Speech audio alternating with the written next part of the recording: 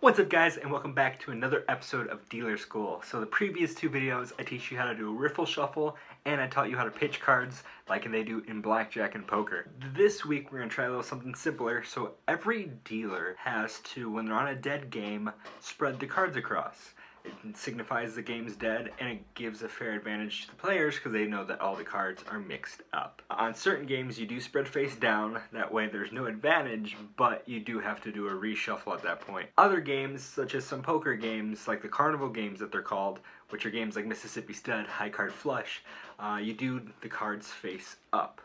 Also, if you want to learn how to fan cards like so, I did a video like that last week, so if you want to go up above, check that out, and I teach you how to fan cards. It is my birthday week, so I might do 2 uploads this week, but let's go into this. Okay, so spreading cards is super simple. All it is just pressure. The best way to practice this, get a pad. If you don't have a pad, try it on your rug in your house. It's very simple to do. It's really easy. I'm going to try it on the rug here. I might try the table first before we hit the rug, but get you that. Or one thing I've learned is if you go to the dollar store, there's these weird kind of sticky mat, like placemats. They have like a little bit of stickiness on the one side. I don't know how to describe them, but if you get some placemats from the dollar store, those actually work really well too with being a little mini pad, because most pads that magicians use are near the $100 range or over. So $5 for a placemat for your table and your house for dinner goes a long way. So look for that in the dollar store. But let's get into this. Alright, so we're here on the table. I'm going to show you what a fan should look like. Not a fan, a spread should look like. So it's going to go look like a little something like this. And all it is it's even distribution with the cards. So we're going to gather these back up. And you don't need to push down too hard. You kind of just want to let it glide. So what you're going to do is you're going to get clipped between these fingers. So I put my pinky on the edge, my thumb on the bottom. So you got these 3 across the top, your thumb around the middle, and then this one kind of controls how many cards kind of come across. So when you go across, you kind of want this to be on this edge. That way when it goes down, it kind of feeds into it. So let's get a better angle with this. So I'm going to come across here.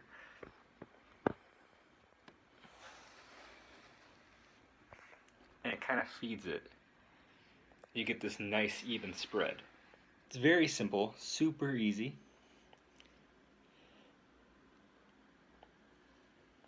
And all you have to do is just get used to pressurizing.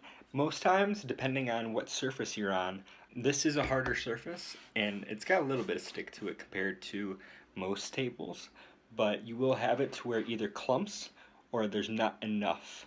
So when it clumps, you probably need to apply more pressure. If it is uneven, so say if you get one of these where it's just kind of really spreading out, you might want to apply less pressure or find a surface that is easier to work with. Now on a blackjack table or a casino table, it should spread fine. You just gotta get used to pressure on that point.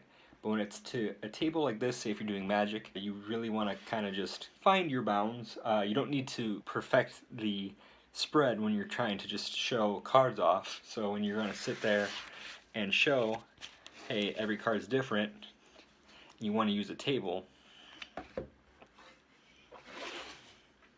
For instance, right here, it's got a little slippery, but you can still see that all the cards are different.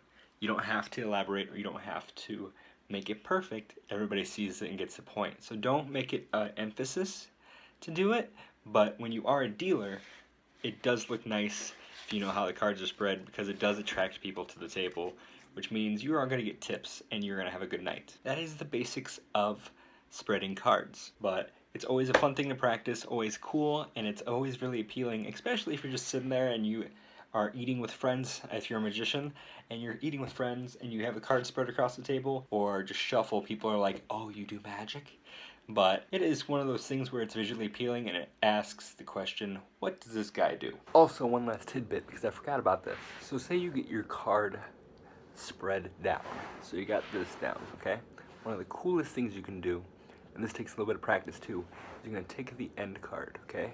Just take the end card and you're going to flip and you can do it fast so that it goes all the way through, but I'm going to do it slow for you. You're going to take it, and you can roll the cards.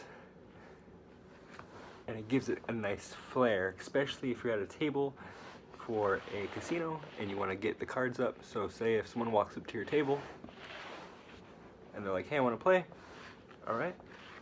You show all the cards, go into the shuffle, whatever you want to do, and go into the game.